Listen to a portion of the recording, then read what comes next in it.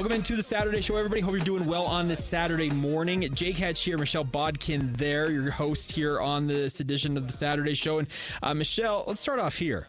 You got a kind of a slower week this week. It's not 5 events, 4 events. Yeah. Like, it's a much slower world for you this week. It's been a lot slower, which has been, I mean, don't get me wrong. The live events are fun and exciting, and especially with the things that some of these teams have been accomplishing as of late, incredible. Yeah. But it's also sometimes just nice to be able to do it from the comfort of my couch while I'm looking ugly in my sweatpants. I can understand that. And then, you know, turn in the story and then roll over and go to bed. I mean, there's something to be said for that too. So I've definitely been enjoying this week with men's and women's basketball on the road. The only thing I had to worry about was women's gymnastics last night. But you know. Hey, that's the name of the game right there. But yeah, it's fun to be at live events, but when you had as crazy a schedule as you had the last 2 weekends in particular, it's like, whew. Yeah. When everybody decided to be home, yes. All right, good times. But we got a lot to cover ahead on today's show. We'll be joined by Leon Johnston, yet another Salt Lake Stallions alumnus. Excited to catch up with him. Michelle's doing yeoman's work over here, and it's fun to be catching up with these people, like, because they've got stories. All of them have a story. And that's fun to hear and talk about their time with the Stallions in particular. So Leon Johnson will join us in the 11 o'clock hour, so stay tuned for that. We got plenty of NFL coverage to talk about. We got an AFC and NFC title games. Got Utah Jazz to talk about. We got a lot to cover. Woo! We had the Utah Royals schedule announced. I know. Gosh, it's been a great week for female sports here in the state. No doubt. So before we really dive in, Michelle, do you have a highlight of the week? Highlight of the week. You know what? Probably Thursday night, Andrea Urban, who is the Utah Sportscaster of the Year, we went and celebrated the big accomplishment and just had dinner, and it was really super fun. It's an accomplishment in and of itself, because it's cool for her to receive that award, but she's the first female in the NSMA Utah history to win that award. Well, and I think just to make a clarification, because there's one for people that are like on TV on radio. They're broadcasters and then there's writers, and obviously there's been female writers that have won it. Amy Donaldson, Sarah Todd are 2 examples that have won on the writing side, but never on the broadcasting side has this happened. So super awesome. What did you guys do to celebrate? You just went to dinner? We went to dinner at Osteria Amore. Okay. And just hung out and chatted, ate, drank. It was great. That's awesome. Yeah. I haven't had a chance to talk to Andrea face-to-face since the award came out, but I'll just say right now, awesome. Yeah, awesome so cool. Stuff. Congratulations to her. It's really, really cool to see that. And it's an award that kind of gets passed around. It's the nature of the business. There's not a ton of media folk, so it goes around, but to have her kind of break through in the broadcaster sphere and win that was really, really cool to see. Highlight of my week, honestly, probably just hanging out with my kids, being a dad. It's fun to just kick back. Little man Landon is now almost, he's 4 months old. Jeez. He's 4 months old today. That's crazy. It doesn't feel like he's been around that long. No, well, relatively he hasn't, but he's a fun little dude and he's doing well. So it's just, I don't know. I'm very much in dad mode all the time, it feels like. So it's fun though, but good times.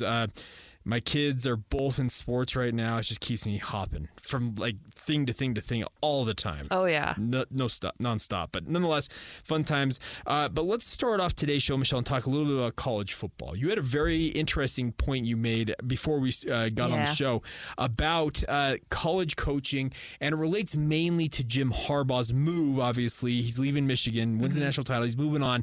He's joining the Los Angeles Chargers. But I'm going to let you explain this, because I thought it was absolutely fascinating and worth discussion. Yeah. So, I mean, this announcement comes down, I think, Wednesday, right? Yeah. Yes. I'm like, it was Wednesday afternoon. When does everything happen? Yes. Yeah. And I just found myself sitting there wondering, with the way that college football is changing, with the way it's kind of becoming more like a pro sport where the players can get paid, where they can kind of move wherever they want to move to.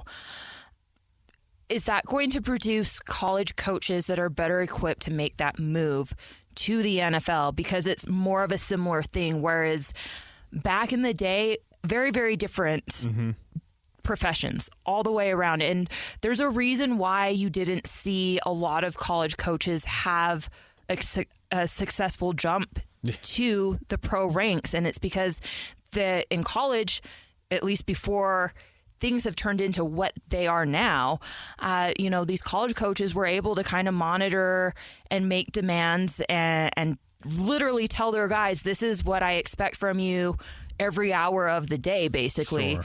And you can't do that at the pro level. They are adultier adults at that point, and they're professionals and they're getting paid, and it's a job.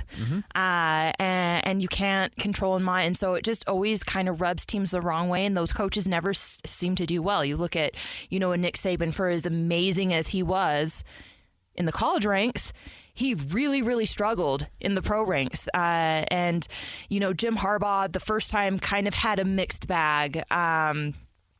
I'm trying to think of, who. Chip Kelly. Chip Kelly was a mixed bag. It's like they do well for a minute, and then it just all goes to hell in a handbasket. And I think, Urban Meyer is like probably the biggest example of just crash and burn. Oh, man. But then you look at a guy like Pete Carroll, like the first go around was not great for him, but he's the only college coach I can think of from the old era that actually successfully made that move and transition and had a good career on both sides of it. I can't think of anyone else that really has had that level of success. Well, and that's a really good point, because you're right. There have been very clear delineations over the years of that's a pro coach, that's a college coach, because there's just different ways they operate. Because in the pro game, for example, you have a coach who they're focused on the short term. You have front office executives who they're more of the 30,000-foot view long term, and they work in concert with one another. Now, there's friction at times, obviously, because a coach wants X player for the short term, whereas the executive over there is like, he's going to be washed up in 2 and 3 years. I'm not giving him a contract for that long. Yeah. There's that friction. In college, the coach is the judge, jury, and executioner, to use that term, because they make the decisions on roster, who's playing where, if you keep your scholarship, in essence, your contract. It's a very different feel. And there are guys, Nick Saban's among them, Chip Kelly's among them, that have gone from college to the pros, realized that, hold up, I have to deal with a general manager here, and they're like, this isn't me. They are very much, they want to be in control of it all. Everything. And that's where it works more for college. But I actually really like your point, because you're right. As college is morphing right now to where, let's just call a spade a spade. It's pay for play. It is professional sports. And that's the thing about it, is I think it makes people mad to consider that, because they like the collegiality of what college football has been, et cetera. But as it morphs into more of a professional model, you're right. I think these coaches, they become more of the, okay, I can deal with the pro ranks, because I'm telling you, you're going to see more directors of player personnel, recruiting directors for college football programs that are already in place, but they're going to have more and more say. They're going to be more of a GM. They're going to morph into a GM role. And it's fascinating, because I do wonder, if it will bring the two worlds almost like side by side, versus where before there was a very, very clear divide between the two. Yeah. Yeah, I think this next generation of coaches coming up probably are going to be able to move to and from if they want. And here's the thing, though. I think college coaches will probably move to the pro ranks when they're available. I don't really foresee pro people moving back down to college unless something drastically changes with the hours. Well, sure, and that's the thing about it. I've heard from NFL coaches, a number of them would not even consider going back to college, because of the fact that with how recruiting is right now, the fact you have to re-recruit your roster literally month after month after month. It's just nonstop.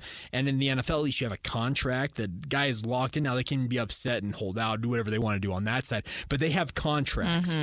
Whereas college, that contract's as good about as good as that paper. It's the contract happens to be printed on. It is mercenaries. Yeah, and that's the tough part. And I'm with you. I think there's going to be more college coaches willing and apt to jump to the pro game where it's much more stable and you're right, you control the hours better and your lifestyle, which is crazy to consider because the NFL, it's not known for a very... It's not like, they're sitting back doing nothing. Yeah, but the fact that it's maybe more preferable hours-wise and just lifestyle-wise to college now, that's a very, very interesting thing that college football is going to have to navigate. Mm-hmm. Yeah, it's tough. It might sound a little hyperbolic, but college football is a little bit broken right now. Yeah, it's still enjoyable to watch. It's still enjoyable to cover. But you look at it from the 30,000 foot view, and there's some real problems that need to be sorted out. And I think the sport ultimately needs to decide: are we still going to kind of do this rah-rah collegiate thing, or are we going to lean into being more of a pro-style thing? Mm-hmm. But right now, it feels like the toes are still dipped in both, and it's just a little ridiculous for everyone involved. Sure, but the other thing about it is all parties... They're all going to benefit in a way because they're all making money. Like there's PK, and this is not an original quote from him, but there are no losers in professional sports. Right. Like, they're all making incredible money relative to us regular folk out there. But there's an interesting dichotomy of how coaches are going to adapt to this. Now, there's one thing that I can't remember if it was a podcast or a radio show I heard recently where they talked about Bill Belichick. Bill had full say over player personnel as well as being the head coach of the New England Patriots. He's one of the rare people who essentially was the GM and head coach at the same time. And the point that, like I said, I wish I could remember with the show and give them credit, but I don't. The point that they made is when he stepped down, fired, let go, mutually agreed to part ways with the Patriots, whatever you want to term it. They were talking about the fact that he is a rarity in pro sports where he is able to both keep the short-term coach view while at the same time being able to step back and see the long view as well, because his roster decision-making for most of his time in New England was fairly solid. Now, the last few years without Tom Brady, some of the cracks started to appear, and Tom Brady made up apparently for a lot, but alas, he's one of the rare people that was able to kind of blend both of those worlds and essentially thrive with it. 6 Super Bowls, 24 seasons. You can't argue with the output that he had. But I think he is the anomaly. That is not going to be the way that things are going to go. And college coaches that want to jump to the pros, Michelle, they don't want to have that responsibility. They're jumping to be just a ball coach. Yeah. I want to coach my team. Jim Harbaugh, he's probably jumping because there's going to be some things coming down from the NCAA, it feels like, from Michigan. But at the same time, he's probably looking at the circumstances involved in college football right now, the forces that are in play. And Nick Saban's similar. Nick Saban decided to retire versus moving on. They're looking at it saying, you know what? This is way too much. This is not what I signed up for. So therefore, to use the Shark Tank thing, I'm out. Yeah. Yeah.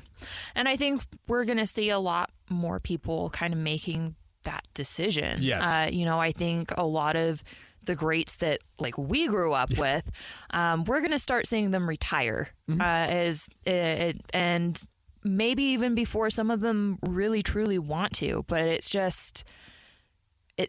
the way things are isn't worth it. And it's frustrating, and it's just very different from how they've operated. Again, it's kind of I think we might see some coaches that have traditionally been very, very successful. And actually, I think we did see this a little bit with Nick Saban.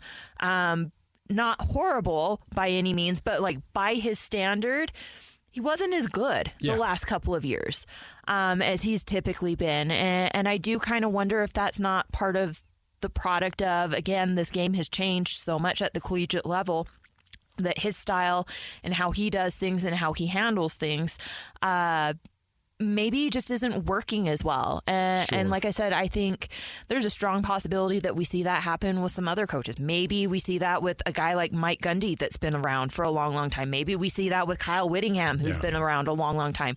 These are coaches that are renowned for being very, very good, solid coaches and have produced a lot of wins and have really kind of impressed people over the years. But maybe it ends up not working as well for them, or maybe it does. You know, we're going to find out real soon. But I think that's something to question and consider as we kind of go forward. Now, the other thing I wonder about is maybe, I don't know, this may sound weird. Maybe college football becomes a young man's game. Does that make sense? Yeah. Where they're kind of up and coming guys who they move into head coaching roles. Like, look at Dan Lanning, for example. Right. Does anybody think Dan Lanning's going to stick at Oregon for 25 years? Probably not. I don't see it. I think he'll be around for a little while. Sure, but I see him jump into the pros eventually. Yeah. And I think part of it is because it's like, you know what? The NFL is more attractive. But maybe he bucks the trend and he is the guy who wants to stick around in college is his calling card. Great. But I could see a situation where young coaches kind of work their way up through the college ranks, but when they get that chance to go to the pros, because there's fewer jobs in the pros now, it's 32 teams versus what are we at Division I now? 133 at the FBS level or whatever. Something like that, yeah. It's insane. But there are fewer jobs at the pro level, obviously, but the best are going to rise to the top and they're going to get those opportunities. And I would be hard-pressed to think that veteran coaches, to your point, who have put time in, and maybe if they were having this conversation maybe like 15 years ago and Kyle Whittingham's still a relatively young man, maybe Kyle Whittingham's like, maybe I do want to try the NFL out. Mike Gundy, similar situation. Kalani Sitake is kind of entering that period where you might think about something like that. I do wonder if that's how it could ultimately transpire, where your college coaches are younger guys who are working their way up, and when they get the chance, just get used to the fact that, guess what, the NFL's coming calling, and they're going to take that over sticking with the alma mater as it is. Or you'll see them take just bigger jobs in college too, because I think that disparity is also probably going to continue to grow. Well, and you also made the point earlier. Maybe some of the guys retire a little earlier because guess what? They're making an insane amount of money relative to what their forebears made. Norm Chow used to come on DJ and PK every week, and he would talk every so often about Glenn Tuckett and Lavelle every year would say, we can pay you this amount. And he's like, it's in like the low six figures, like $100,000 as an offensive coordinator for a national championship caliber BYU squad in the 80s. Yeah. And like, we wish we could give you more, but that's not it. These days, if you want a halfway decent offensive coordinator in college, $500,000 at least. I think it's $1 million at this point. Probably more towards $1 million. BYU's already, and here's the thing, to BYU's credit, and trust me, I look at how BYU operates with the whole less is more mentality. Drives me bonkers about that football program, but they have started ponying up more for stuff. For example, Jay Hill, to get Jay Hill out of Ogden, out of his Weber State thing, they paid him north of $1 million. And I have that on, let's just say, very good authority. Yeah. Guess what? You want guys of that caliber who, by the way, Jay Hill is worth every dime BYU's paying him, because you look at what he's doing on the recruiting front with that defense. You're going to have to pay. You have to pay up now. Totally. But you're right. The money is only going up. And some guys may get to 55, for example, and say, I could go another 10 years. But I've got X tens of millions of dollars already in my bank account over here. Why do I want to keep going? I can go spend time with my family. I can go do what I want to do. And a lot of guys are football guys, but you get burned out eventually. Yeah. So I can very well see a situation where guys, they do retire younger and they're out. And I mean, what's starting to get kind of popular too is, because I think a lot of them aren't necessarily ready to let it go. Oh, yeah. They become radio personalities or TV personalities, the transition or to the media. Yeah. I haven't seen anyone become a writer yet, but maybe there might be a guy or two in there that wants to be a sports writer. You and I both know that writing is far harder than talking. I see. Actually, writing was much easier for me than talking. I had to learn the talking part. Really? Yeah. Okay.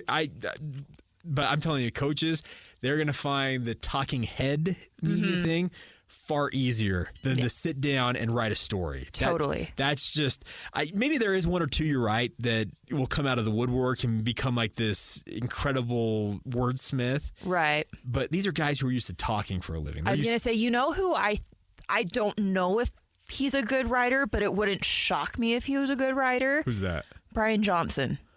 Okay, Brian, maybe so. Which, by the way, Brian's now like a free agent. I know, that's crazy. Got let go by the Philadelphia Eagles. We'll see where he lands next. I'm sure he's not going to be out without a job that long personally, but it's a very interesting thing. And I actually appreciate you even bringing it up, Michelle, because I hadn't really considered that because Harbaugh may be kind of the sign of the times. Yeah. Where you've accomplished something in college football. And he got Michigan back to the top of the mountaintop. Mm-hmm. They hadn't won a national title. They split the title in 97, which was their last national title. It was split that year. The last outright one, Michelle, do you know when their last outright one for Michigan was? 1948. 1948? Post World War II. Like, we're talking Are you kidding me? Yeah, that's I didn't think it was that long. That's the last time Michigan has held an outright national title. Oh my gosh. But so he gets them to the top of the mountaintop. Yeah. Okay. Says, you know what? Walls are closing in with the NCAA here. And maybe I'm a little fed up with how the NCAA is operating. So guess what? I had success in the NFL. I led the San Francisco 49ers to a Super Bowl berth, which I lost to my brother, but I'm going right back. And frankly, I cannot blame him one bit because now all Harbaugh has to deal with now is being a ball coach. Yeah. He's got Justin Herbert as a quarterback over here. He'll have a front office, whoever they hire as their GM will handle the contracts, and he'll have a say on roster building and the draft picks and the like. But he is able to essentially focus on what I think Jim Harbaugh loves more than anything else in the entire world, and that is coaching ball. Mm-hmm. Yeah. I don't know. I just think a lot of these guys are getting to where they don't want to deal with the extra because there's just there's no regulation on any of it at this point in time. And I mean, Harbaugh's an interesting example. I don't think we'll see a lot of these older guys make that jump. No. I think we'll see more the Nick Saban thing. I think we'll see a lot of retirements coming pretty soon. Yeah. But I do find myself wondering with how college football is changing, if guys that decide they want to coach at the pro level, if they won't start having more success making that jump in the future. And I kind of think we will start seeing that. Yeah, I have a hard time disagreeing with you because it seems like it's very clear that that's kind of the path that is being laid out here. And it could change, obviously, and there could be a new, regulations put in place that makes college maybe that much more, attractive to guys. But right now, honestly, if you're a college coach, what would you rather have? The NFL, where you have contracts are in place, guys are locked in for X number of years at whatever number, and essentially you say, let's go play ball, versus college football where you got to worry about 100 other coaches talking to every one of your players saying, hey, you want to come play for me and we'll pay you this amount of money, and then yeah. The NFL looks so great right now. I'm sure there are college guys out there who will look at it and say, I love coaching in college. Yeah. But I cannot put up with this. My family can't put up with this. Like that. Totally. That's the tough part to absorb right now if you're a coach. And it's already a crazy, crazy business to begin with. The layers upon layers that have kind of been tossed on top of you in college, man. Yeah, the NFL looks really good. Amen. All right. We will take our first time out here. We'll come back on the other side. We'll get into some Utah Jazz talk. You got NFL playoffs as well. We've got a lot to cover ahead on today's show. We have a lot to cover. We'll have some fun along the way. This is the Saturday Show right here on 97.5, the KSL Sports Zone.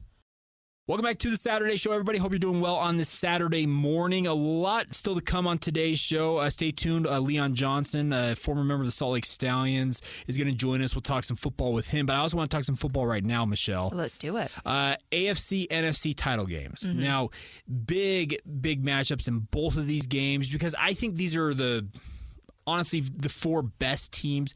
There's some argument to be made that maybe one or two other teams could make an argument for that. But I think we've got two matchups here that hold a whole lot of intrigue just simply because of the different storylines for all four teams. Yeah. I mean, did I watch all of those games? I did at least bits and pieces of all of them. I caught some of all the actions of the past couple or last week. Yes. And I thought those games were quite entertaining. Yeah.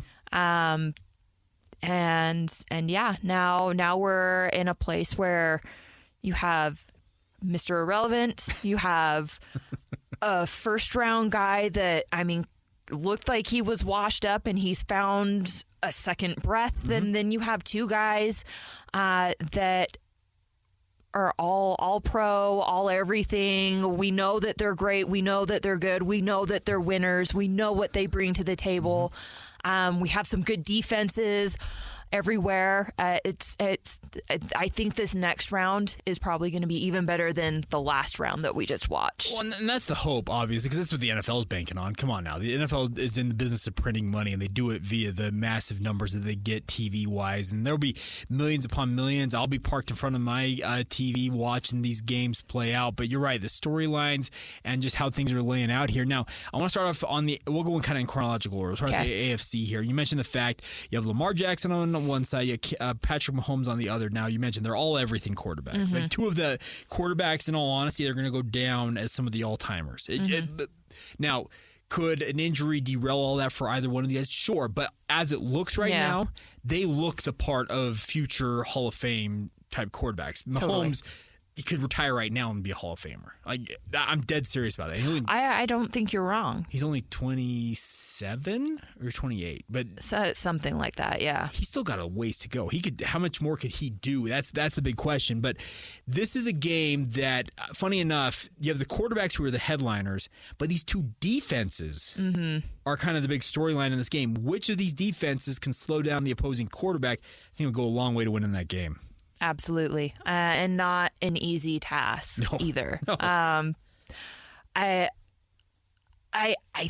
think I lean towards Baltimore has the better defense, I think. And maybe this is just my bias because, again, when I think Baltimore Ravens, I think Ed Reed, I think Ray Lewis, Haloti Ngata, Paul Kruger, that's what I think too, and they haven't been that for a while, but that's just automatically where my mind goes when I hear that they have a good defense. It's like, oh yeah, it's those guys, but it's not those guys. We'll just add Kyle Van Noy and Marcus Williams. That's fine. That's the new era. That's the new era. It's fine. And we like that. We like locals. Yeah, Van Noy has reinvigorated his career, has had the highest sack total of his entire career, and he wasn't even signed until 3 weeks or 4 weeks into the season. Marcus Williams continues just to be a stud over there, by the way, in that secondary. And that's the fun part about this is you're right, two elite defenses. Baltimore's had that rep for years. I was reading a story yesterday about Steve Spagnuolo, the defensive coordinator for the Kansas City Chiefs, and how he has transformed the Kansas City rep is offense all the time. And he has turned their defense actually into the stronger unit, honestly, this year than what their offense has been. Now, the wide receiving core for Kansas City, I don't know what they were banking on. We're going to get away with what we got. No, you're not. And that could doom them in this game if guys like Marcus Valdez-Scantling don't catch the football and Kadarius Toney lines up offside. They've had a cavalcade of issues with their wide receivers. But the reps of these two teams, this one shapes up similar to what we saw with Buffalo and Kansas City last week. This is shaping up on paper to be a classic, an all-timer type game. If I had to guess which game I think is going to be the better game, my money would be on KC Baltimore. To be honest. Yeah, I would agree with you on that one, and the odds makers think that too. I think it opened up at 2.5 points on the spread, whereas the 49ers and Lions, who we'll talk about here in a minute, it was a 7-point spread right out the gate. And the NFL has always tried to get parity to where those spreads very rarely go outside. They want them single digits. They don't want to go outside double digits. Now that happens because teams just aren't good. Like the Carolina Panthers this year, I wonder how many times they were a double-digit underdog this season, but that's beside the point here because we're talking about the AFC and NFC title games. But the thing about this is with Baltimore and Kansas City, the fact that the game is in Baltimore gives a major advantage, I think, to the Ravens because Kansas City, when you play at Arrowhead, good luck to you. Like, there's a reason why there was so much made of Patrick Mahomes playing his first ever career playoff game on the road last week at Buffalo. And they're like, well, how's he going to handle playing on the road? Guys, in the postseason, do you know what his career record is in the postseason right now, by the way? For Mahomes? He is 9-2, if I'm not mistaken. And those 2 losses, Michelle, are to one Tom Brady. Okay, well, I mean, you can't be too mad about that, I guess. No, here's the thing.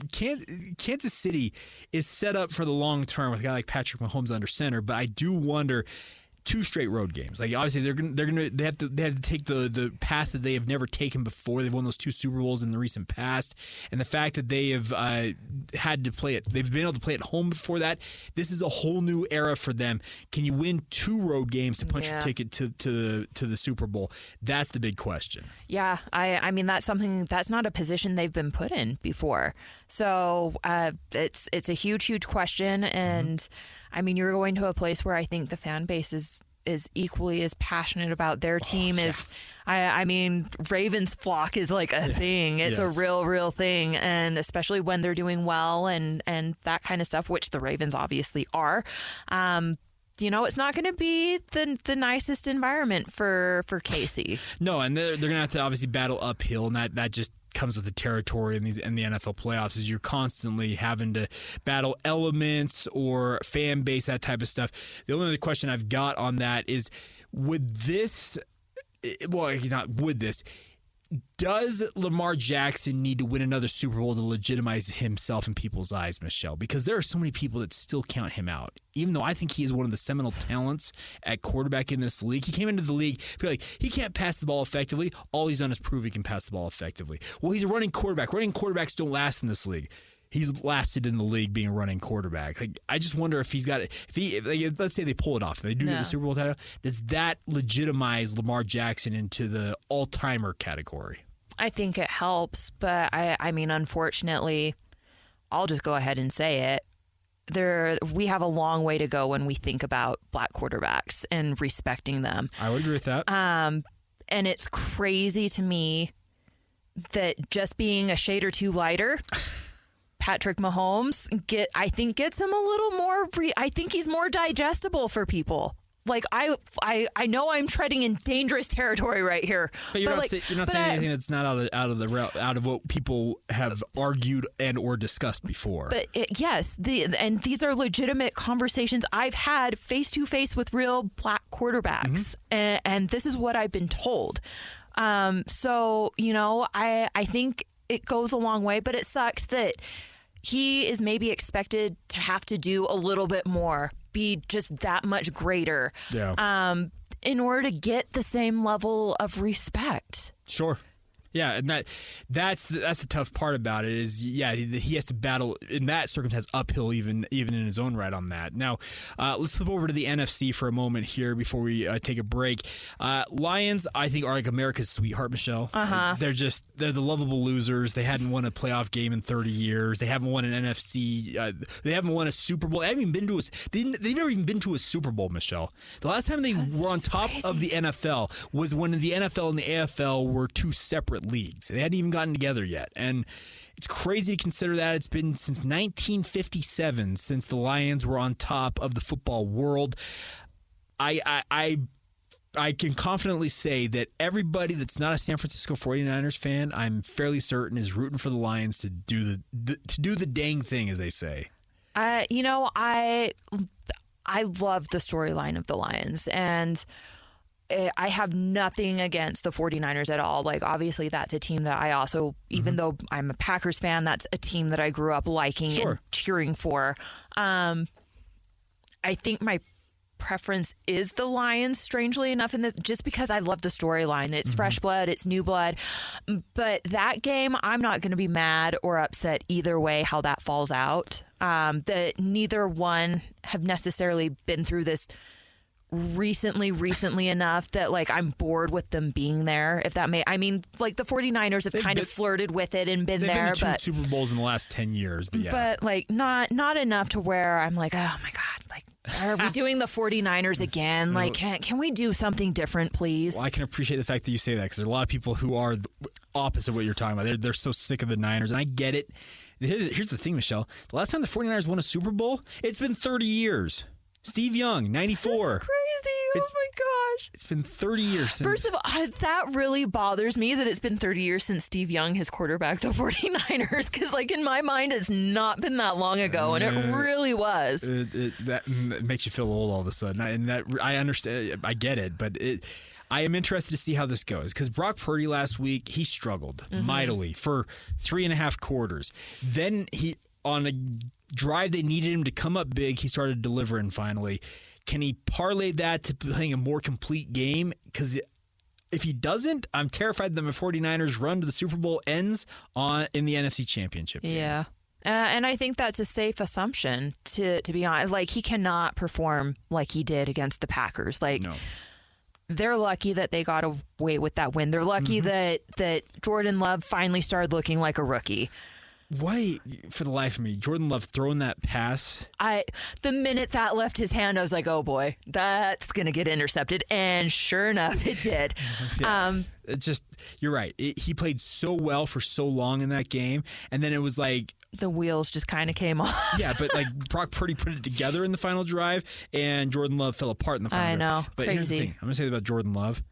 Watch out. He's going to be so good. He's going to be. But here's my thing, and this is like my argument. Okay. I still think the Packers were absolutely insane taking him as early as they did. Just from the standpoint of, I don't know that he was necessarily on anyone's radar like that.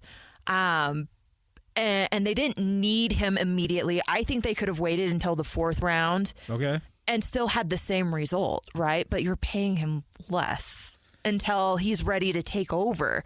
But it's just, this is how the NFL needs to start operating with these quarterbacks. You need to give these guys a chance to get their feet under them, because expecting most of these, like, not a CJ Stroud is like a very rare occurrence. Yes. You know, it's just not fair to pick them up with that kind of expectation and expect them to be any good.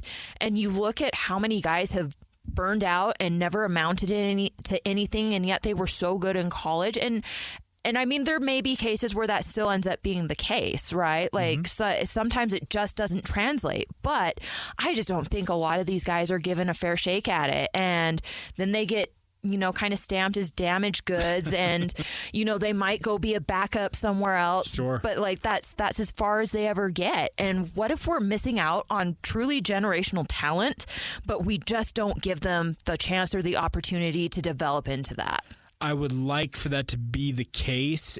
And it kind of goes back to our conversation in the first segment here, Michelle, is that coaches are in it for the short term because they know that their jobs are on the line and they're giving me everybody that can help me win right now. Whereas front office executives, and to Green Bay's front office, to their credit, they took Love knowing full well that Aaron Rodgers is still very much a viable quarterback and we're going to give him the time to develop. It'd be nice to see that strategy adopted more fully in the league, because you're right. Guys like Zach Wilson could have benefited in a similar circumstance to what Jordan Love has been benefited from, I think, personally. Oh, completely into, like, I know I'm going to make a lot of people mad when I say this. He had no business being the second pick of the NFL draft. Now, he absolutely is an NFL talent, but again, he needed time to develop. That doesn't happen when you're the second pick of the NFL draft. It just doesn't. Yeah. He needed to be a 4th round pick. He really did. And unfortunately, that didn't happen. We'll see what happens with him. Hopefully, he can maybe go someplace where he can kind of chill back for a bit and not be expected to be the guy, and try dipping his toe back into it eventually. Hopefully he gets that chance, because he certainly did not get that chance the first go around. But again, it's because he was not a 2nd round NFL talent. Zach Wilson, Los Angeles Rams quarterback. Behind Matthew Stafford. Let Stafford play out the string here. That would be perfect. Develop, work with Sean McVay, and then step into the role. I love that. Yep. I think Matthew Stafford is a great person for Zach Wilson to learn under. Well, and Sean McVay as a coach. And you know, Zach Wilson kind of has this like young, hot, like cool dude vibe. Like, we're better than LA to go be that dude. Yeah. You know, I like that all the way around. I think that has some potential. I think he could be successful in that kind of environment. Now, whether or not he gets that chance, because again, everybody watched what happened with the Jets, and some of it was his fault. Sure. Some of it was his fault. He did not handle some things well, but at the same time, he also had a lot of thrown at him too. And nobody wanted to help him because, again, there's this whole thing about, well, you're first round talent. Well, it doesn't mean that he doesn't need help. Yeah. You can't. Anyway, I digress. But, now he just kind of has this label about him, whether it's fair or not. Will he get that chance? Well, we've seen former Jets quarterbacks make the playoffs the last 2 years. Geno Smith, Joe Flacco, Zach Wilson down the road. He could be yet another one. And by the way, if he does that, that just indicates everything I need to know about the New York Jets. They're a dumpster fire. Quarterback graveyard. They're a dumpster fire. Like, talk about unrealistic expectations. Bringing in high talent guys, expecting them to save your thing, but hey, we're not going to actually invest in offensive linemen that will keep you upright. We're not going to get you wide receivers to throw to. Running backs, whatever. But hey, defense, awesome. But young rook, go do your thing. Like, make this all look good. Make our garbage pile look good. It's what it is. It's tough. It's a dog-eat-dog world out there, and Zach has been, sadly, he's been eaten up. And we'll see what his next step is, but it'll be interesting. All right, let's take a time out here. We'll come back on the other side. We'll get to technical fouls, talk about what's going on in the sports world of, I guess, more negative tone. We'll get to all that next, and also Leon Johnson, top of the 11 o'clock hour. This is the Saturday Show on 97.5, the KSL Sports Zone. If you're coming from the street with dirty shoes on your feet, that's a technical foul. If you switch the radio to some modern music show, that's a technical foul. If you touch the thermostat, You'll get hit with a bat. 'cause that's a technical foul. You will feel my wrath. That's a technical foul. Personal foul, 69, offense. He was giving them the business. A technical foul. Welcome back to the Saturday Show. Time now for technical fouls, talking about the other things in sports out there that are a little bit off the beaten path and typically have a negative a slant to them because a lot of people do some stupid things out there, Michelle. But there's one league that, for whatever reason, will take all the gambling money they can get, but don't you dare, as a member of that league, try and essentially take some money of your own. Yeah, so the New York Post did an article, Football Stars Can't Even Play Slots as NFL's Strict Gambling Rules for Las Vegas Super Bowl Revealed. So it turns out, while in Las Vegas, players participating in the Super Bowl are prohibited from engaging in any form of gambling, including casino games and betting on the sport or on any sport. Jeez. So you send all these guys here to have a great time in Las Vegas, only you can't really have a great time in Las Vegas. And it's sounding like even the players that are coming that aren't actually playing will also be penalized. Like they can't either. So what's the point of even having this big thing in Las Vegas if you can't do Las Vegas things? Well, that's the other thing about it is why? Why would you... You're going to the gambling capital of the world, and you're going to tell everybody involved with the league. You mentioned like players playing in the game, players who are attending, because a lot of them do go out there for events. They're being sponsored by a myriad of different companies at parties and whatnot. And you tell them, hey, you can't do any of the stuff that, by the way, you could come back on Monday and do. It's just bizarre. It's so weird. So weird, but whatever. So yeah, shame on you for I just don't get it. Then why even have it there? Yeah, they want to be in Vegas. They moved the Raiders there. I get all that, but it is way to go, NFL. By the way, they were suspending guys for half a season. Jamison Williams from the Lions got an 8-game suspension for having the audacity to bet on his own personal phone, but having to do it inside the Detroit Lions facility. He's not the only one. I just remember his name was one of the ones amongst that. Oh, Are you kidding me right now? Just stop it. That. Whatever. Yeah, go to Vegas, but don't participate in what Vegas is famous No for. slot machines for you. Jeez, ridiculous. Can I offer one up this week? Mine kind of is the antithesis of what we typically do on this. Okay. Did you see last week Jason Kelsey having the time of his life? Oh at the my gosh, Buffalo yes. Bills game for Kansas I City? kind of giggled. I thought it was It funny. was so funny. There were people out there that were like bagging on him about it in a way because they're like, he was meeting Taylor Swift for the first time, and he went on the his New Heights podcast with his brother Travis, Right. who's dating Taylor Swift. And Jason said this because he took his shirt off, crushing beers, all that type of stuff. He says he got caught up due to all the shenanigans and the energy from Bill's Mafia. He says, I got caught up in the magic of Bill's Mafia. It is electric.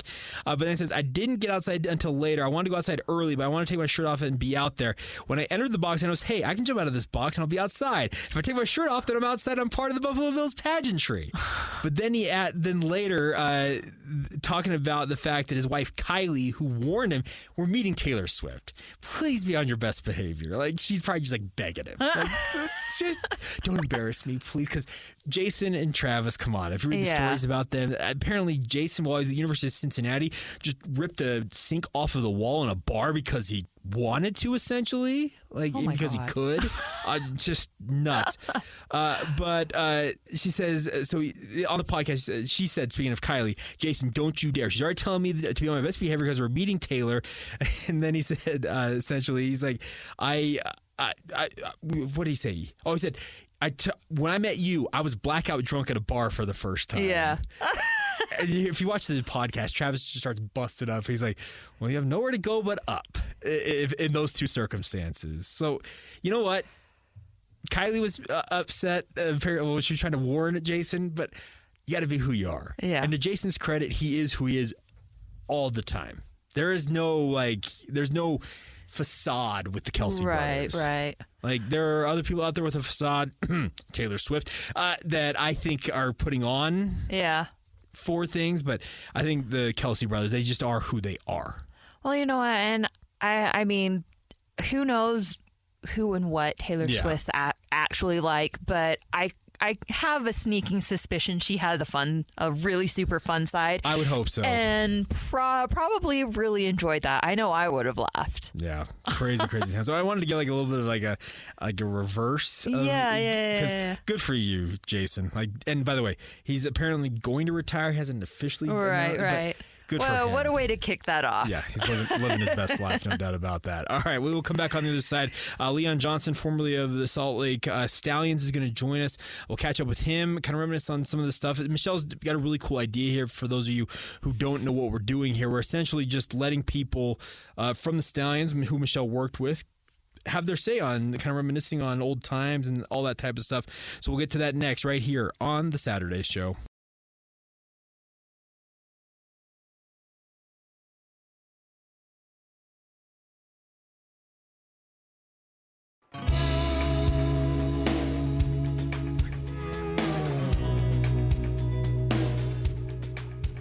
Welcome back into the Saturday Show. I am one of your hosts, Michelle Bodkin. Jake Hatch is, of course, still with me, and we are ready to welcome in a very special guest, someone that I absolutely grew to love during my time with the Salt Lake Stallions.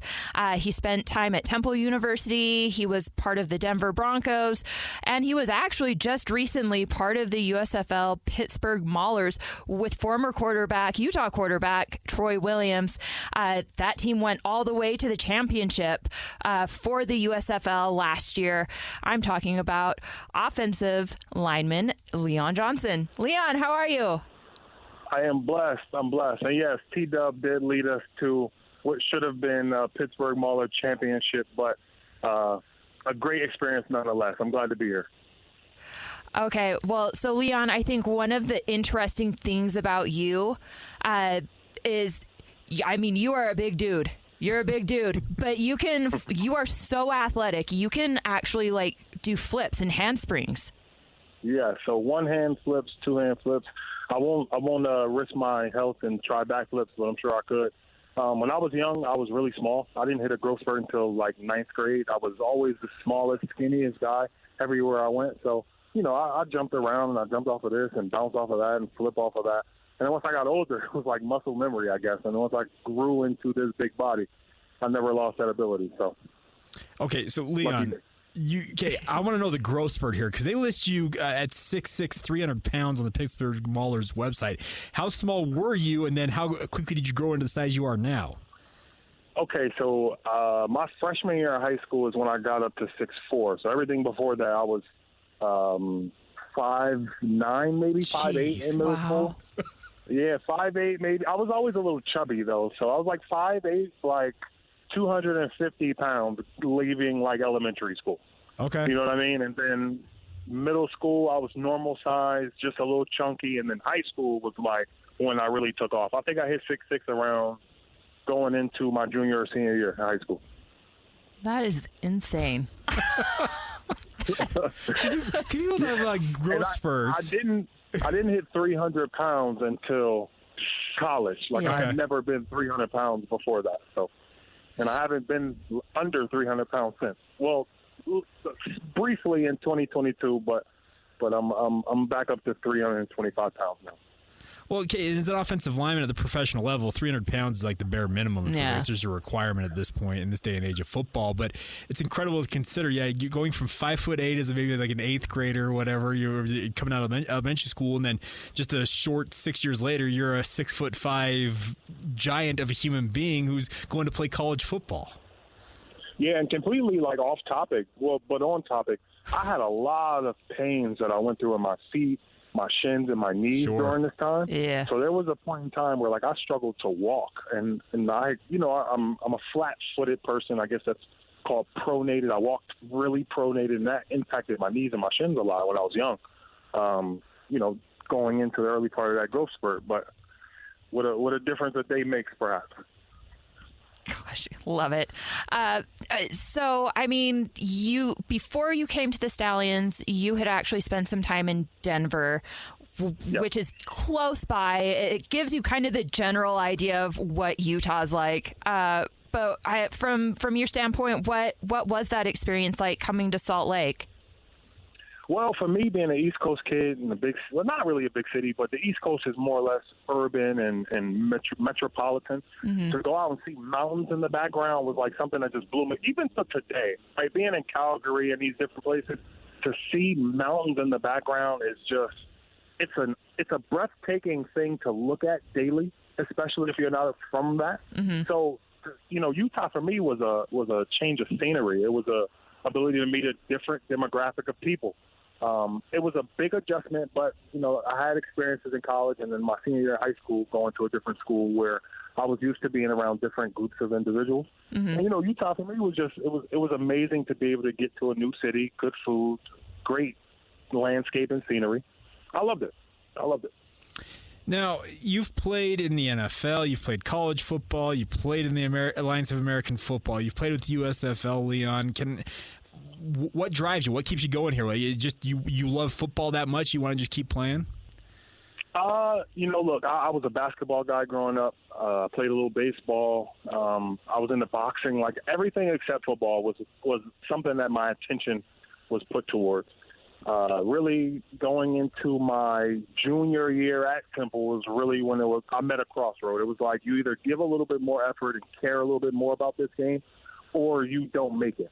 And so I had to do some mirror looking, and I fell in love with the game halfway through college. And so I consider myself somewhat of a late bloomer in that aspect. So to see the growth that I've made, not only as a player, but as a person, the networks that I've been able to create, the places that I've been able to explore, they're all in a way due to being able to play this game. So it's a passion that's hard to separate from, just given the blessings and the character and the things like that it's afforded me. So I'm blessed, and I'm honored to be able to still play this game. So what was your favorite memory? Like, we didn't have the most eventful crew, I would say. Like, there were other teams that got into way more trouble than ours did, but do you have a favorite memory from our time together? Favorite memory, plenty of them, but a bittersweet one I think will be my favorite. When we got the news that the league was being cut, yeah, that night people that didn't hang with each other, people that didn't necessarily talk to each other. And it didn't have to be any, tension between, but just groups that didn't mingle as much. Everybody got into a room and just relaxed, talked. We had refreshments. We enjoyed that last bit of time together. And I think that, in a way, football is a microcosm of life, and that is what we value most, it bringing people together. So even though it was bitter that we were getting cut a little bit more than halfway through the season and that people were having to find their own ways home and things like that, the camaraderie that it brought that night, unforgettable, completely unforgettable. Well, and that's the thing about it is you're right. Football, it does bring guys literally from all walks of life. And you talk about different creeds, nationalities, religious, all of it. It all comes together in one unit. And you've played on enough teams at this point. I'm sure you haven't met somebody that doesn't have. They're all unique in their own way. But you're right. When you have that kind of shared experience, probably the easiest way to say it, that it kind of unites you together, and you will never be, separated from that fact. Does that make sense? For sure. I mean, look, we live in a society, especially where we are now in America, where there's a lot of individual mindsets, a lot of individual goal setting and things like that. Football is the complete opposite. We all, whether we're doing video, whether we're doing the media, or rather we're putting the helmet on, we all have one goal. Right, and that it's just so much easier for people to get along, and it seems to be more natural for people to come together when there's a common goal within whatever's going on. So, yeah, that's football, man. What better place, No doubt. And I think one of the things I love the most about football is how quickly everybody ends up kind of knowing each other. I loved last year that you and Troy were on the same team. Troy is one of my favorite people that I have ever covered as far as the University of Utah athletics goes. Yep. And so to see you two together on a team, I was like, oh my gosh, that's so cool. Like, I know both of you. What was he like in that locker room? Pure leader, great athlete, great character. Funny as hell. I mean, he understands a lot of music, like deep bag of music. He's a great person. Like he's almost like a creative character to a degree. And I was just speaking with Troy maybe an hour ago. He had just signed with the Memphis Showboat, so congratulations to him. Aww. But he made that transition very easy for me. Coming in with the high expectations of starting right away, coming from another team halfway through the year. Just the way he took care of every business every day, the way he took care of his body, the way we got along afterwards. He's a great dude. I'm surprised it took this long for him to be signed. And honestly, with his career at Utah, I'm surprised that he's not still in the NFL. So big ups to Troy Williams. I know some big things coming for him soon. And you never know. If the raindrops fall in the right manner, we may end up on the same squad again, so who knows? Well, I was going to ask you that, Leon. Obviously, the USFL and the XFL are merging into what they're calling the United Football League, the UFL this year, an 8-team league. What is your future? What does it hold for you? Well, that completely is out of my hands. As well, not completely out of my hands. I think we all have an impact on something. But as you know, I finished last year with Pittsburgh Maulers. Mm-hmm. Along with the mergers, there were some disbanded teams, the Maulers being one of them. So everyone who was under contract on any of I think it was 6 teams, 3 from each league that got cut. If you haven't been picked up yet in the dispersal drive, we're just waiting for a call. So I'm currently waiting on a call. Look, I had my best year as a pro last year, so I'm a little bit surprised that I'm not on a roster yet. But, look, the way I've worked this offseason, the way I carry myself and just the individual that I am and the player that I am and the talent that I am, all I have to do is get there and I'll take care of the rest.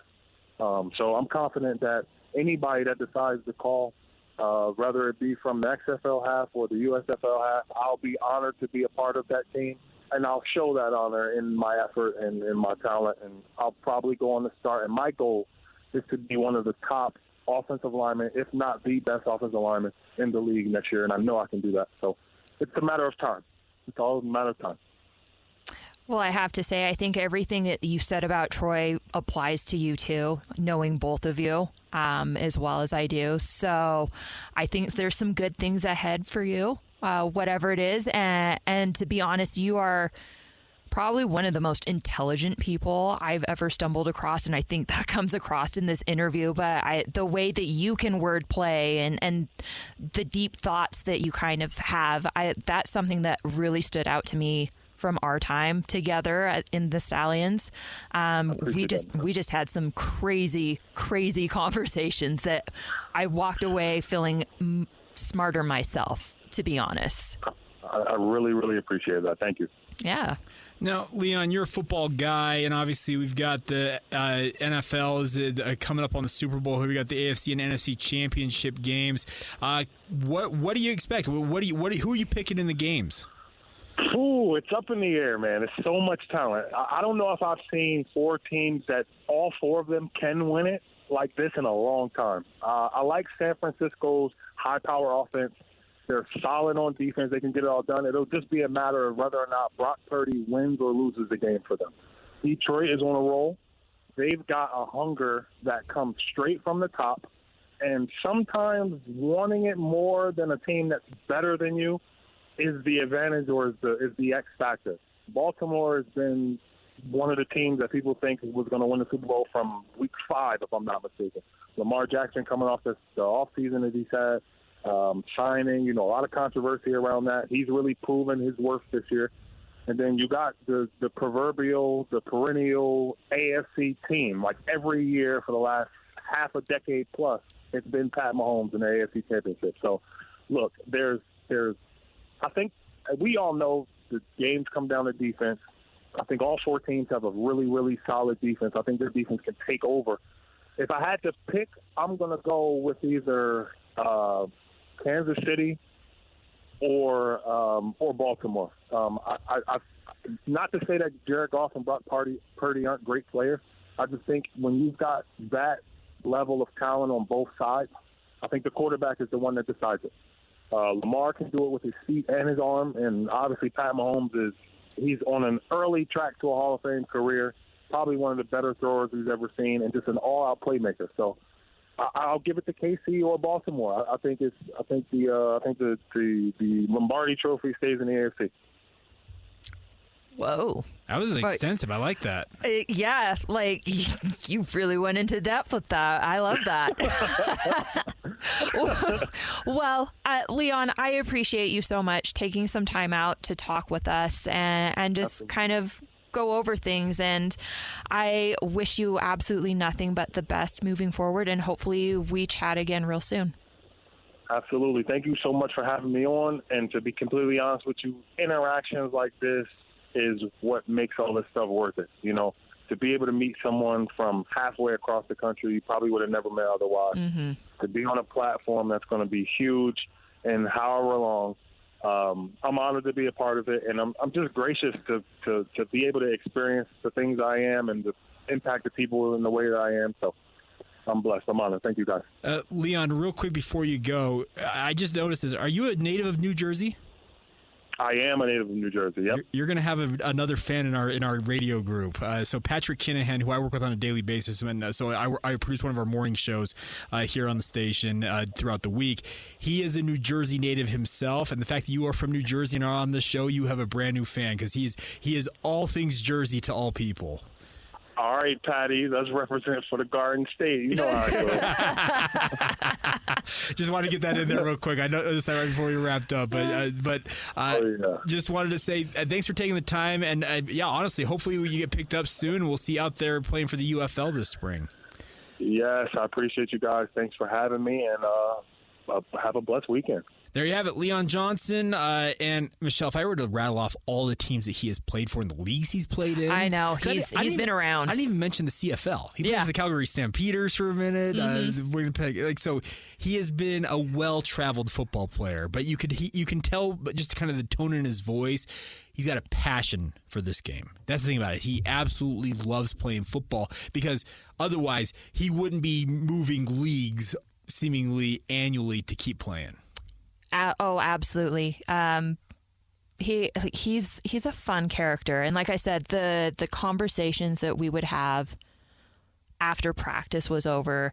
I truly, he's probably one of the most like high level, just like think outside the box type of individuals. Yeah. Him, BJ, and our one of our trainers, Tiffany, some of the just most highest vibration people I've ever been around. Okay. And like I said, some of the smartest conversations I think I've ever had with individuals ever. And like I said, I think that came across in that interview. He just knows how to present information in a very like easy to digest way. Sure. Well, for his breakdown of the AFC and NFC title games, like that was, you could follow it very clearly, but it was super in depth at the same time. You're right. He breaks it into a base level. There are a lot of people out there that can break stuff down, but they use all this technical jargon, and you get lost in the weeds with them, and that's just not with Leon. Leon is just so good at breaking things down in ways that you can kind of see it, digest it. Actually, he might have a future in broadcast. He maybe needs to take my job. I don't know. The next step in Leon Johnson's future is go to football broadcasting. Yeah. Hey, why not? There are a lot of guys that do it. Honestly, we have Lincoln Kennedy on with DJ and PK weekly, and Lincoln obviously spent his time with the Raiders and everything. And he's gone into broadcasting. He's been absolutely awesome. He does Fox Sports Radio. He calls Raider games. So guys, like Leon, there's a future there if they want it. Now, it does require work and everything, because there are guys who, here's the thing, there are guys who finish their playing careers and go into broadcasting because they don't really know what to do, if that makes sense. There are other guys who get into it, work at it, and become very, very good at it. I can tell you the way that Leon presented that, without even the training, the background, whatever you want to call it, that screams to me that he can... He'd be great. He can make that transition real quick. He'd be so good, actually. Leon, I'm going to send you this clip afterwards, and you're going to hear us like just pumping you up, man. Well, it was absolutely incredible, because he thinks the AFC is going to retain the Super Bowl, and for good reason. I think he gave a phenomenal... I think the quarterback play on that side is considerably better than the other side. Well, yeah, you have two MVPs on one side, and it's nothing against Jared Goff. It's nothing against, and I'm a Brock Purdy. Brock Purdy's my guy. I'm a 49ers fan, but he doesn't have the resume that anybody else has. Right. He's Mr. Irrelevant. He was the last... That's the best part about the NFC game, is you have a former number 1 overall pick and a former Mr. Irrelevant 260 whatever pick he was, going head to head in this game in the NFC Championship. But then on the other side, you've got multi-time MVP Patrick Mahomes, multi-time MVP Lamar Jackson going head to head. Yeah, the quarterback play, it's a landslide one way. Totally different ball game. And then, I don't necessarily know a whole lot about KC's backup situation, but then you look at what Baltimore has, and they basically have another Lamar Jackson sitting behind him in Tyler Huntley. Correct. So you just kind of have to feel good about that on their end anyway. I can't really speak for anyone else, but, I thought that was a really actually very good point, that you have two guys on the AFC side that just have a lot of experience. They're proven winners. You have guys on the other side that maybe they're coming up, but they're a little unproven. And until they are proven, you don't know. Well, and Jared Goff is who he is. He's led the Rams to the Super Bowl. Like he's made a run with that, but then he was sent to Detroit. They wanted to get Matthew Stafford, who got them to that quote unquote promised land, got him over the top. So yeah, it's very interesting, but yeah, Leon, I expect to see you like on some network soon, breaking things down.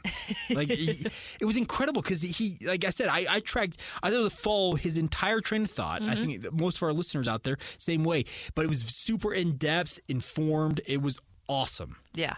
That was a great answer. That's not easy to do, folks. Trust me. He made it look far easier. It made like sound, not look, but sound far easier than it actually is. Definitely. All right. We will come back on the other side. Once again, a big thank you to Leon for taking the time. It was awesome to catch up with him. I'm really enjoying this, Michelle. Like just quick aside, when the Stallions announced they were coming to Salt Lake City, when the Alliance of American Football said they picked Salt Lake as one of the franchises, I was geeked. Yeah. Professional football in my backyard, I'm all in. I went to every game, I covered it, I did all that stuff, and when it went away, I was just like, man. Yeah. And I know you on the inside took it even probably harder than anybody. I will tell you. So, I mean, Leon said that one of his favorite memories from that was actually the day that and he was absolutely correct. That shockingly was kind of a fun day because nobody gave a flying you know what. Yeah. All the rules just kind of went out the window and we all just kind of got together and hung out and didn't care and had a great time and just kind of kissed it goodbye. But it was super surreal. I took several players to the airport.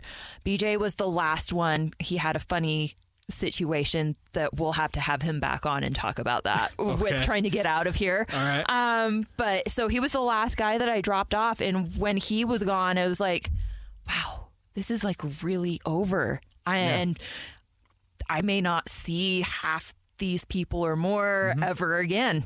So it was very surreal. Well, and so that's the fun part about this is it's giving me and you a chance to kind of reminisce on that and that experience because it was unique. It was unique. No doubt about that. It was very unique. All right. We will come back on the other side. We'll get to 5 minutes of cover some of the other topics we have not had a chance to touch on quite yet on today's show. This is the Saturday show on 97.5, the KSL Sports Zone.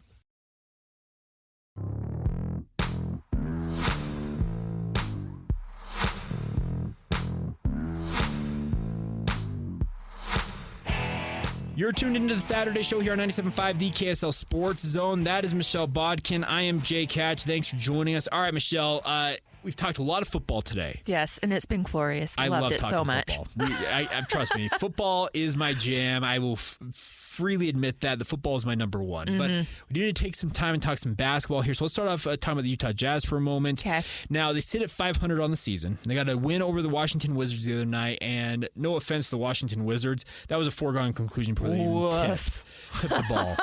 The same day the Jazz took on the Wizards, they in essence fired their coach Wes Unseld Jr. Oh boy! Said they're moving him into a front office role. But here's the thing.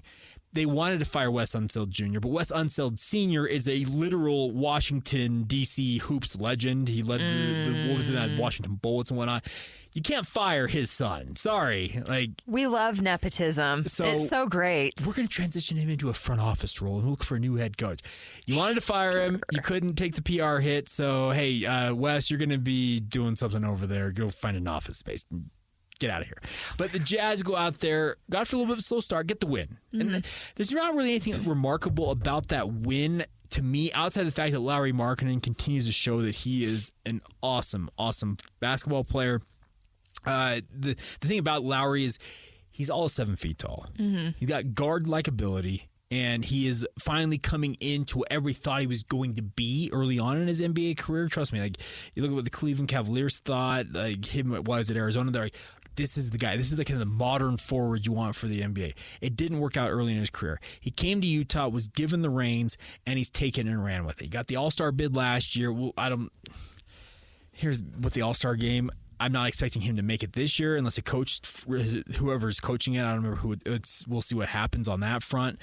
But the thing about the Jazz right now is they're back to 500. They're very much in the mix for postseason, and I think they're in a very good spot going into a game tonight against Charlotte, against the Hornets, who, by the way, Charlotte's pulling the ripcord on everything because they just traded Terry Rozier to the Heat for pennies on the dollar, seemingly. Oh boy! They brought back Kyle Lowry, who's probably gonna get bought out, and Lowry's 37 years old, on his last figurative legs in the NBA, and they got a lottery protected first round pick. Okay, way to go, guys! So it should line up for the Jazz to go from 23-23 to 24-23, to go back above 500 tonight. But honestly, Michelle, I don't think either one of these games is going to tell us that much about the Jazz as a team right now. You know, and I think that's sometimes okay. I think that's sometimes okay. Just go get the road win. Well, you know, and sure, it's a 6-game road trip, so take as many as you can get. It might be unimpressive. It might not tell us a whole lot about you guys because those teams are just so awful. But, all you can do is control what you can control. And the only thing that will make people mad is if you lose a game that you have no business losing. Yeah, and that tonight, doing against the Charlotte Hornets. Now, Charlotte's a better team than Washington is. They have LaMelo Ball. They got some pieces. They got Brandon Miller. You look at it, you're like, okay, I see where Charlotte. The whole idea of Charlotte doing their thing. You got some pieces there, but they are far from a complete team. And obviously, you reunite with Gordon Hayward, who hasn't played in a hot minute, but he's still on the Charlotte roster, and that Jazz fans will forever have a connection to Gordon Hayward that live on forever. But go get the win, and then you finish off this road trip Monday and Tuesday. You play back-to-back in the Big Apple against the Nets and the Knicks, and those are better tests. Knicks in particular, probably the best test of the remaining bunch here. But you made a very good point there, Michelle. It's the best point made. The schedule is what it is. Go handle your business. Yeah. Don't lose one of these games because then you have everybody jumping down your throat. Yeah.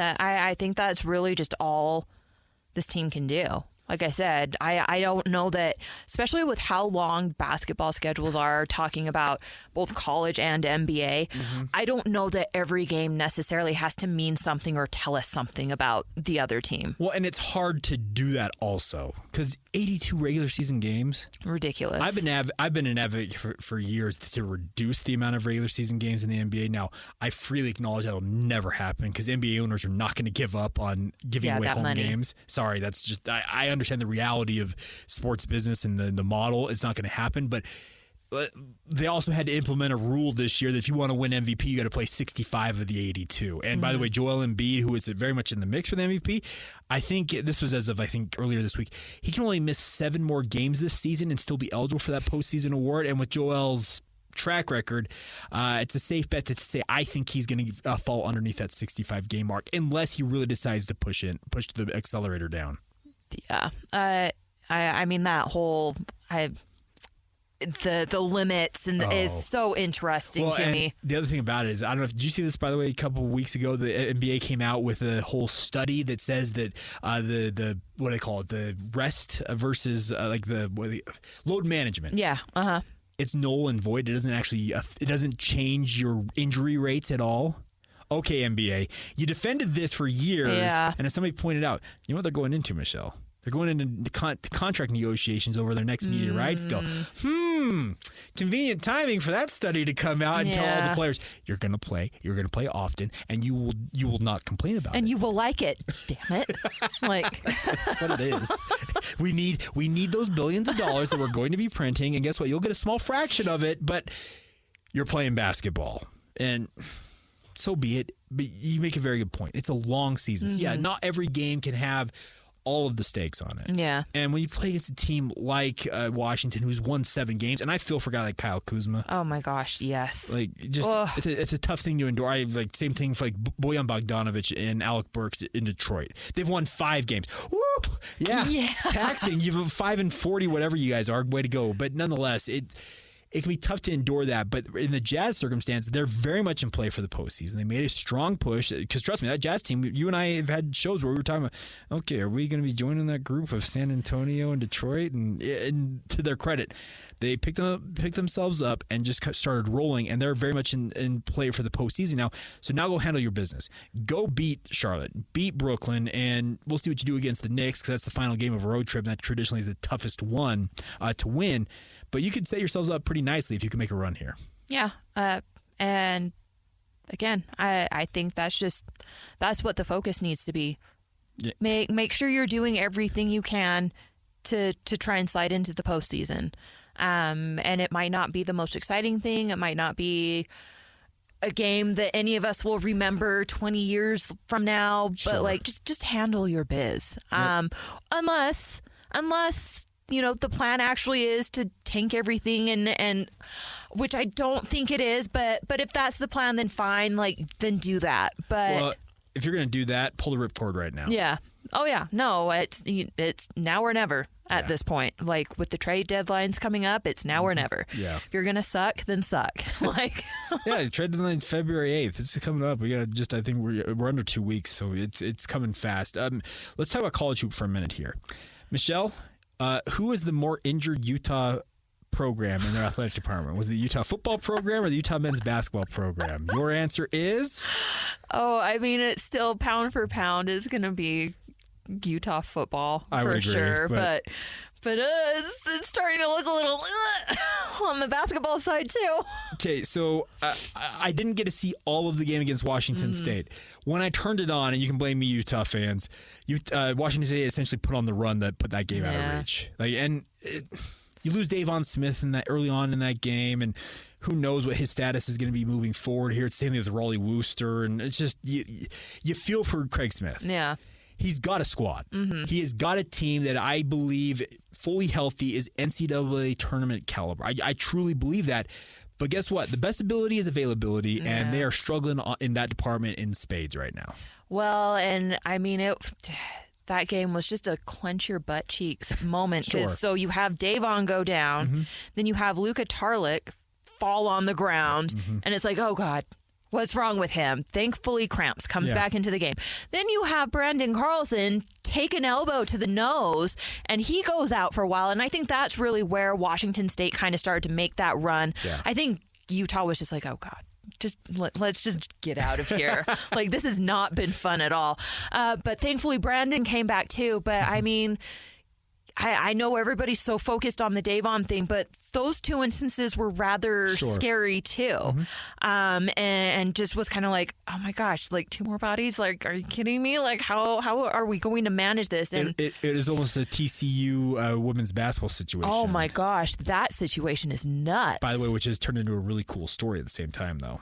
Have they turned it around? I haven't seen anything about them turning it around. They had like 2 or 3 girls who were on campus just being students who are former state title winning basketball players that have joined as walk-ons, and they actually are winning basketball games again for TCU. That is wild, but good for you girls. Yeah, pretty cool story. But nonetheless, to your point, it's Utah's treading a very, very fine line right now. Yeah. Now, so they face Washington tonight. Yeah. I don't know. I don't know what to make of this. What do you make of this game? Oh man, because it's hard to because I know. Yeah, I mean, not fully knowing what Davon's situation is going to be. To be honest, I'm just operating off the assumption he's not playing. I think it's a fair assessment considering he had to be helped off the court. Maybe it ends up not being as bad as it looked, but it just seemed like it didn't look good. With like 48 hours, though, it seems hard-pressed to be back on the court. Yeah. Now, whether it's longer than that, we'll see and we'll find out.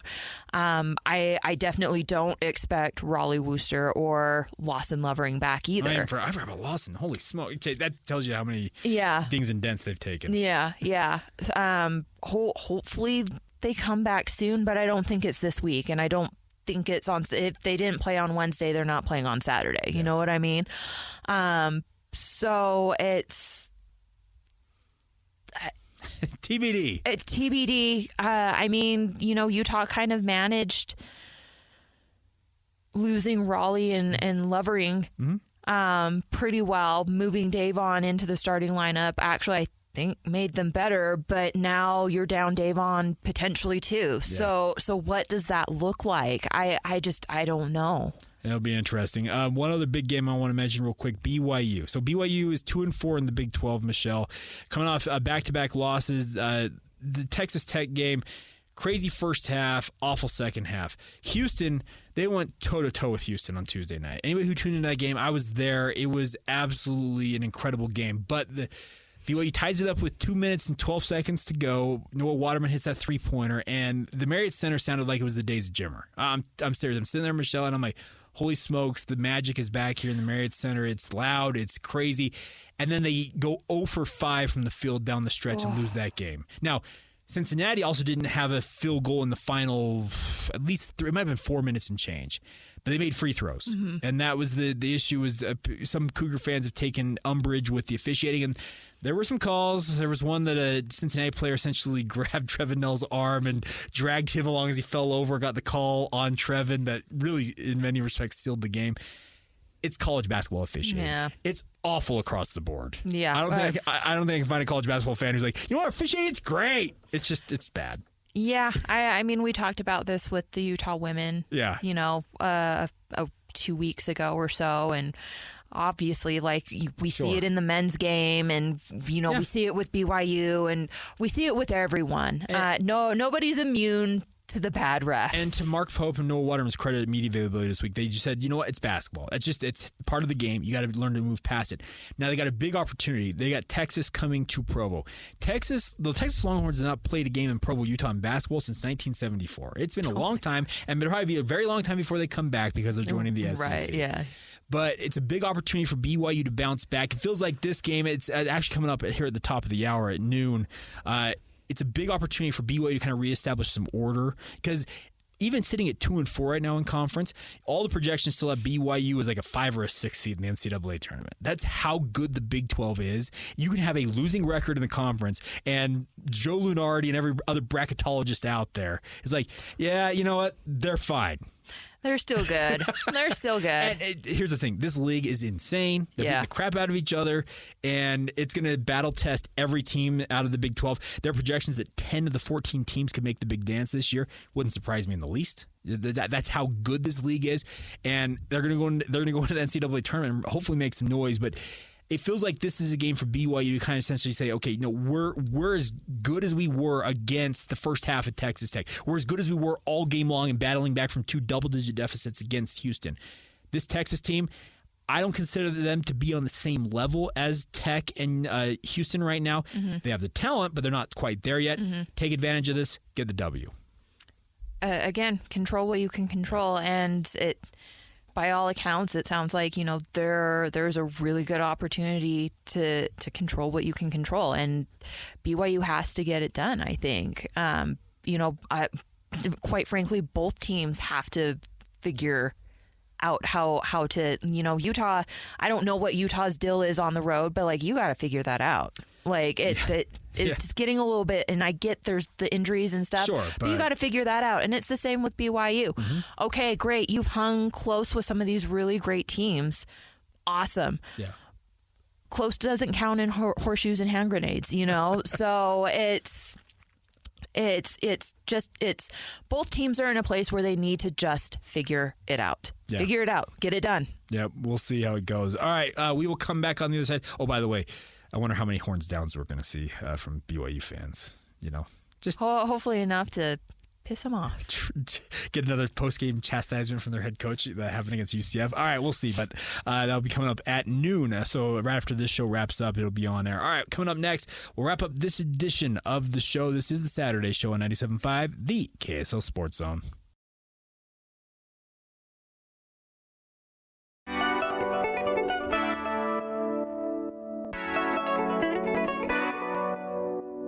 Welcome back to the Saturday Show, everybody. Hope you're doing well. All right, Michelle, before we go on today's show, some news came out of Southern Utah yesterday, and I don't mean Southern Utah University. I'm talking about Utah Tech.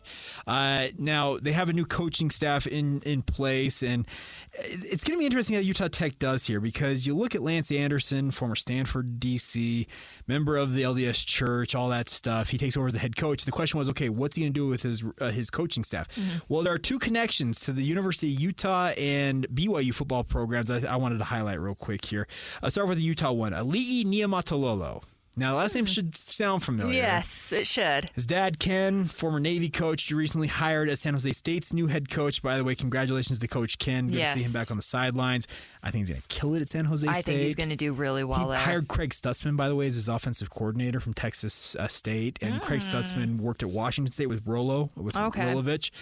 They're going to have a really, really fun offense. That's just Stutzman, wherever he goes, offense follows. He actually worked at Utah Tech for a time before going to Texas State. So that'll be fun. But Ali'i Niumatalolo was a graduate assistant last year as an O-line GA at UCLA, working with Chip Kelly. A big reason why Ken Niumatalolo went to UCLA was to be with his son and everything. His son Va'a is actually still out at Navy. Okay, yeah. Both of his son and Va'a played at BYU. Ali'i played at Utah. So good for Ali'i getting his first real crack as a full-time assistant coach. Well, that's exciting. He hasn't when did Ali'i graduate? After the first Rose Bowl was his last year at Utah. So yeah. So I mean, he's only 2-ish years out. And have a full-time assistant head coaching job is awesome. No matter what level. And then also for BYU fans, Steve Clark. Hey. Spent 8 years on Kalani Sitake's staff as the tight ends coach. He is joining the staff at Utah Tech as the senior offensive assistant. Whatever that means. Jinx. Well done. But so his son Jameson was already down there at Utah Tech, and Jameson's staying on the staff. He's actually one of 2 holdovers that they're holding on to. Jameson's the recruiting coordinator and running backs coach is what his title will be. But senior offensive assistant, it screams to me that Steve Clark is going to be like, all right, what do you guys need help with today? That's what it seems like to me. Yeah. But it's good to see guys like that land on their feet because Steve had a good run in Provo, recruited a lot of good tight ends. They decided they would make some changes on that staff. They whacked both him and Daryl Funk, made room for TJ Woods and Kevin Gilbride as new assistants on Kalani Sitake's staff. But it's good to see him not be without a job for too long. Yeah. No, I love that for both of them. What great opportunities and, that not a bad place to live either. No doubt about that. Lance Anderson, I'm excited to see how he does overall down there. Yeah, that's interesting. That's an interesting choice. Yeah, so it'll be interesting. I think he's got a pretty good staff around him. We'll see how it all goes. Obviously, he's bringing guys from a lot of his past coaching stops. It feels like you kind of look at the different guys, where the guys are coming from, their places that Lance Anderson has had touch points with. So we'll see how it goes. But cool to see that local connection to Utah Tech. I guess the Northern Utah, Southern Utah connection. It's nice. It is really nice to see our local programs just kind of use local people, people that have familiar names, name cachet here. I think that's really cool, and I think that's great for building the overall brand of football in the state of Utah. We got the homegrown talent. Let's also match it with the homegrown coaching ability too, if we can. That's a big part of it. Lance Anderson, I know he's not from Utah. He's from Idaho, but close enough. And he's a member of the LDS faith. He knows what it's all about. Yeah. We had him on with DJ and PK shortly after he got the job, and you could tell he's excited to be a head coach for the first time. He wants to build something, and let's just be honest, St. George, there are worse places to recruit to in this state. Yeah. So best of luck to him. We'll see how it goes with the Trailblazers. Interested to see how they do, obviously. All right. Any final thoughts from you, Michelle? Just watch all the basketball games. Yeah. Just watch all the basketball games. Big day and the NFL stuff too. Oh, yeah. Big weekend. But big hoops today. Jazz, Utes, Cougars all in action. And then obviously tomorrow the AFC and NFC championship games. And we will reconvene next week and break down whatever's happening. We'll have the Pro Bowl next week. Yeehaw! Pro Bowl games or whatever they call it now. Sure. Best catch competition. Sure. Snore. I'm not watching. But nonetheless, we'll talk about it next week. This has been the Saturday Show right here on 97.5, the KSL Sports Zone.